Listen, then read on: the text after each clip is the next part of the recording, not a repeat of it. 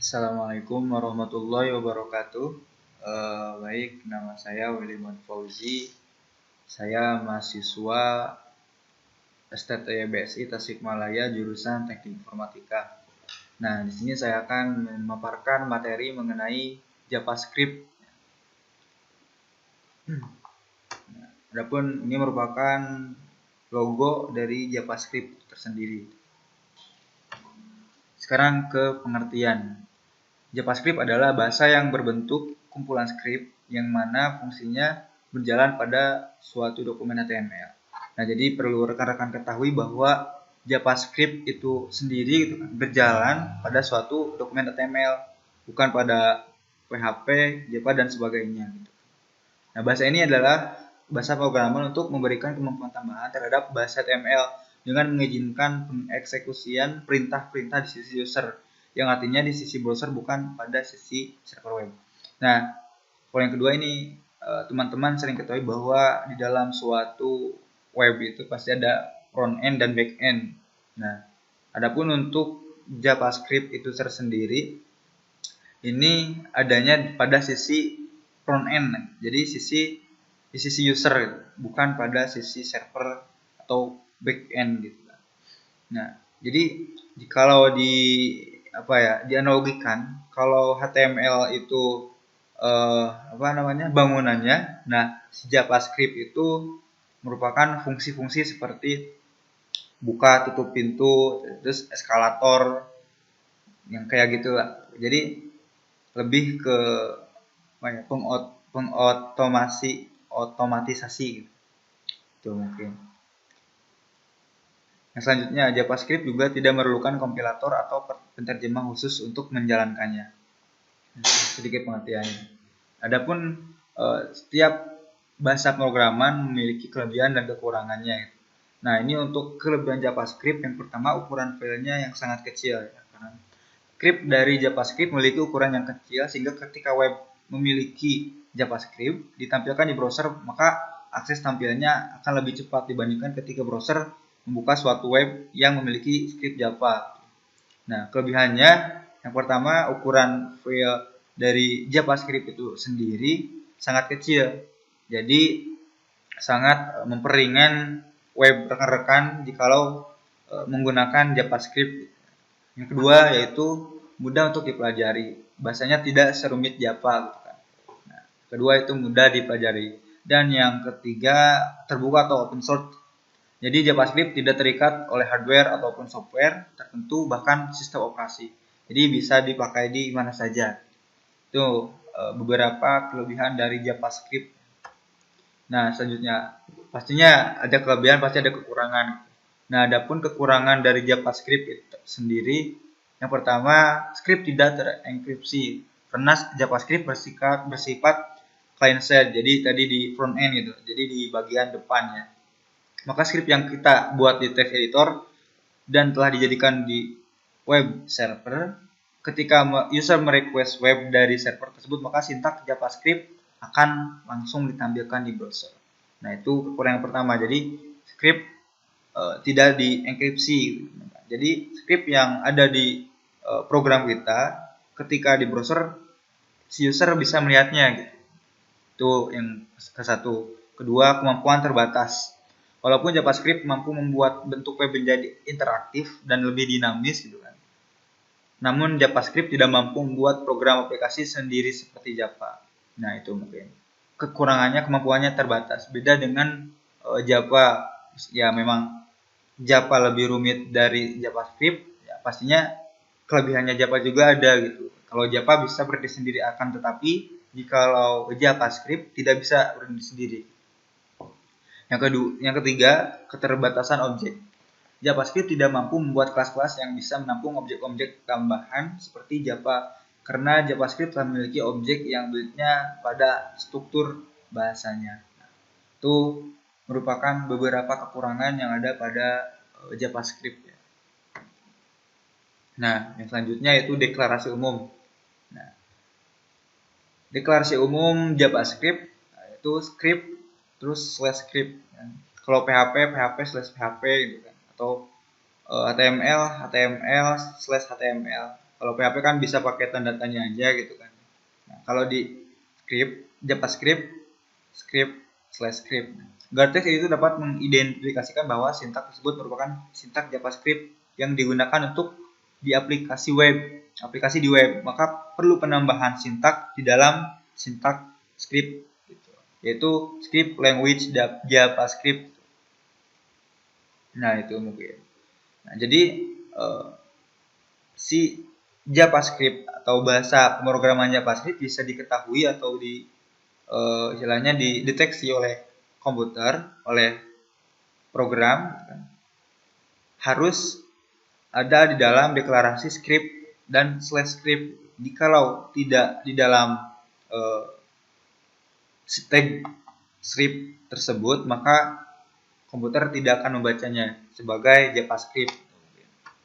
Nah, selanjutnya peletaan sintak JavaScript pada dokumen HTML. Jadi ada beberapa cara ya meletakkan sintak JavaScript pada dokumen HTML. Yang pertama, script Java diletakkan pada body dan /body, antara body dan /body. Nah, rekan-rekan bisa melihat di video ini. Di sini ada script, terus document.write. Di situ ada isinya this is a heading, menggunakan H1 itu kan, supaya tulisannya lebih besar. Selanjutnya yang kedua document.write, this is a paragraph, dan diakhiri dengan /tag/script gitu kan. Nah, jikalau tidak menggunakan tag script dan /script, maka document.write tersebut tidak akan dibaca sebagai JavaScript. Itu yang pertama. Jadi JavaScript diletakkan di antara body dan /body. Untuk yang kedua, script JavaScript diletakkan antara head dan /head. Ini mirip-mirip dengan PHP ya. Jadi si programnya kita disimpankan di antara head dan /head. Nah, bisa rekan-rekan lihat juga. Jadi meskipun program JavaScript diletakkan antara head dan /head, tapi si tag script dan /scriptnya harus tetap ada gitu, supaya menandakan bahwa program tersebut merupakan JavaScript. Tuh. Yang ketiga, menggunakan file eksternal. Jadi JavaScript bisa saja istilahnya di eksternal. Ada internal, ada eksternal pastinya gitu kan. Jadi si program JavaScript dalam berbeda file yang nantinya dipanggil di dalam suatu file yang akan kita tambahkan file JavaScript-nya. Bisa lihat teman-teman, di sini ada script source. Nah, src itu merupakan source yang mana merupakan file yang di dalamnya terdapat file javascript.js. Yang keempat, melalui event tertentu. Contoh, kita bisa lihat ya, body, function my function. Jadi function my function ini merupakan suatu event gitu kan, yang di dalamnya terdapat sintak-sintak JavaScript. Nah, yang nantinya kalau rekan-rekan mengklik tombol ini nih, try it, maka yang keluar akan ini file JavaScript yang di bawah function my function. Nantinya keluarnya my first JavaScript function gitu. Jadi kalau rekan-rekan menekan tombol try it itu. Lanjut. Nah, komentar. Nah, komentar di dalam JavaScript hampir sama dengan di dalam PHP gitu kan. Kalau di dalam HTML kan buka siku, terus tanda seru, terus strip gitu kan. Tapi jikalau di JavaScript dan PHP menggunakan // atau bintang gitu. Kalau // itu untuk komentar dalam satu baris saja, tapi jikalau /bintang dan diakhiri dengan bintang / itu bisa berapa baris, sama dengan PHP.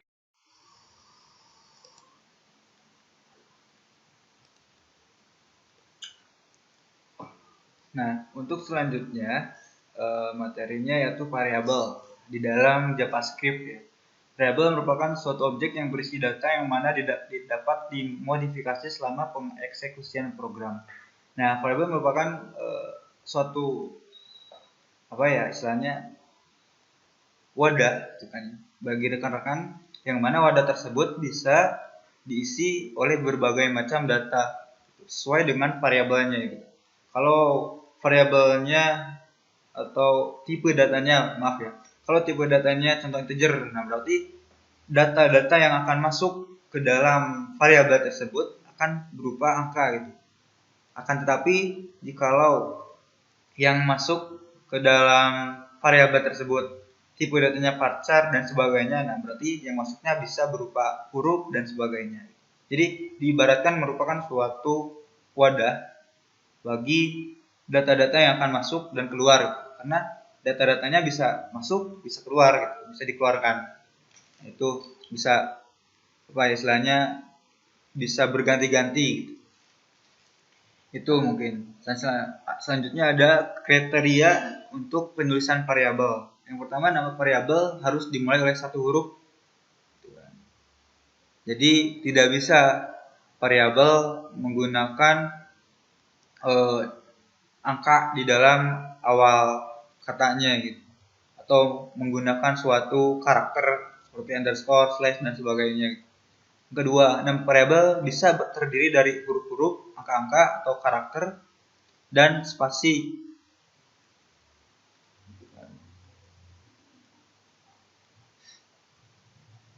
Nah, itu yang kedua. Akan tetapi tidak boleh memakai spasi ya, maaf rekan.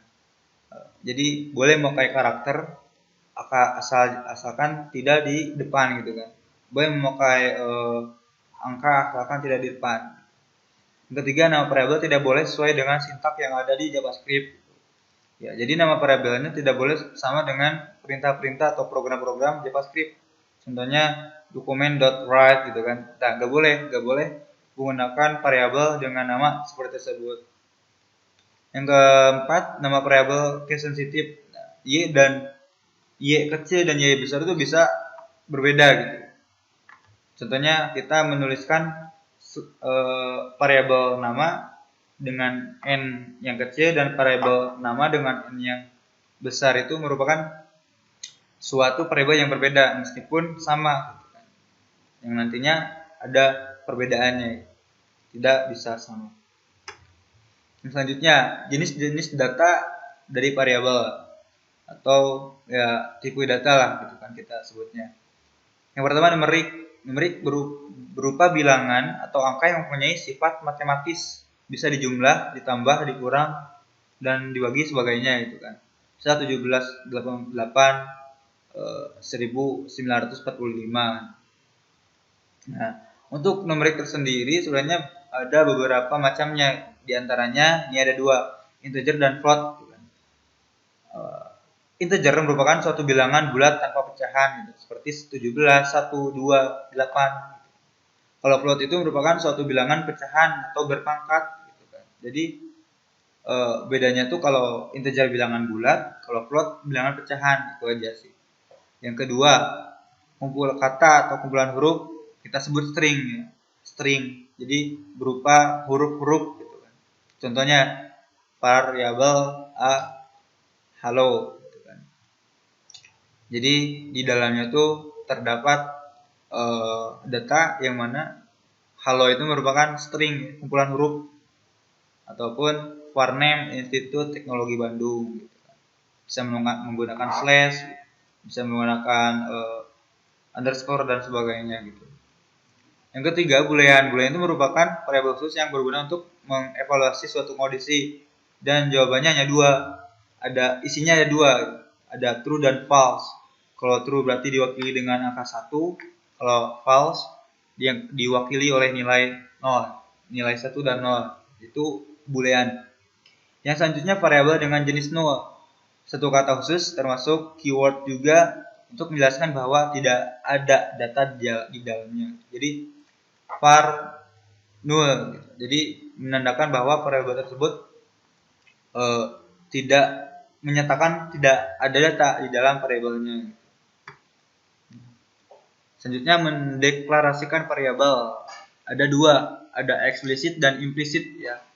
Kalau eksplisit yaitu menuliskan kunci variabel, kata kunci variabel, kemudian diikuti dengan nama variabel dan nilai dari variabel. Contohnya var test hello. Itu yang pertama. Jadi menggunakan kata kunci var gitu.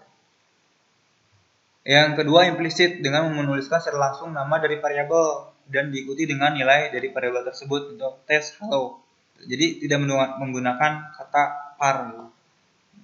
Nah, di sini ada contoh program ya, JavaScript.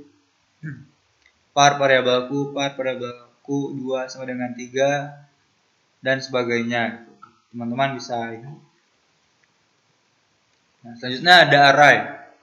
Nah, jadi rekan-rekan juga tahu bahwa array merupakan suatu variabel yang mana nilainya tuh bisa beberapa macam gitu. Jadi di dalam suatu variabel itu bisa diisi dengan beberapa nilai itu mungkin. Kalau array, maaf. Jadi suatu array bisa menyimpan beberapa nilai di dalam variabel tersebut gitu. Contoh var cars new array. Nah, kalau kita menyimpan suatu beberapa nilai, maka harus menggunakan array. Beda halnya dengan variabel yang biasanya kita hanya bisa menyimpan satu nilai gitu. Contoh var cars new array, cars 0, sub, Volvo, BMW. Nah, jadi di dalam suatu variabel cars terdapat 3 nilai atau 3 data ya, sub, Volvo, sama BMW. Dan array dimulainya dari angka 0 gitu kan. Nah, atau di sini ada var new array, sub, Volvo, BMW, sama juga sebenarnya gitu kan. Atau var cars, sub, Volvo. Jadi ini merupakan perbedaan cara penulisannya saja sebenarnya. Kan tetapi sama-sama aja mana. Yang selanjutnya konversi jenis variabel. Meskipun JavaScript memungkinkan pengaturan perubahan jenis variabel secara transparan, kadang-kadang kita perlu juga untuk melakukan konversi jenis variabel secara paksa gitu. Ada dua fungsi dasar yang memungkinkan merubah jenis variabel yang dilewatkan dengan parameter tertentu.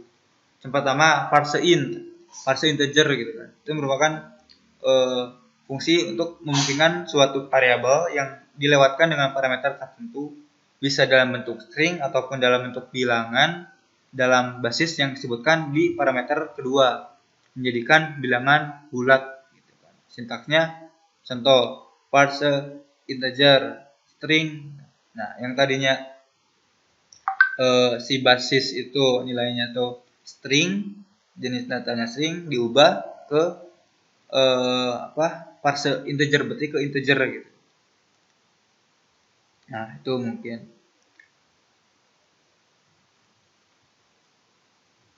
Yang selanjutnya konversi jenis variabel yang kedua parse float, yang mana merubah menjadi bilangan suatu desimal gitu kan. Yang tadinya string menjadi suatu nilai yang berbentuk pecahan, bilangan pecahan. Itu untuk konversi jenis variabel. Yang selanjutnya operator binary, operator perhitungan calculation. Operator perhitungan memungkinkan kita untuk memodifikasi nilai dari variabel kan, secara matematika. Jadi di sini ada operator tambah atau penjumlahan, pengurangan, perkalian, pembagian sama dengan gitu kan, dan modulo. Modulo itu mengembalikan sisa pembagian dari nilai sebelah kiri dengan nilai sebelah kanan gitu kan. Ini untuk operator binary-nya. Nah, itu mungkin materi yang bisa saya sampaikan. Semoga bermanfaat bagi rekan-rekan. Maaf apabila masih banyak kekurangan di dalam penyampaian. Assalamualaikum warahmatullahi wabarakatuh.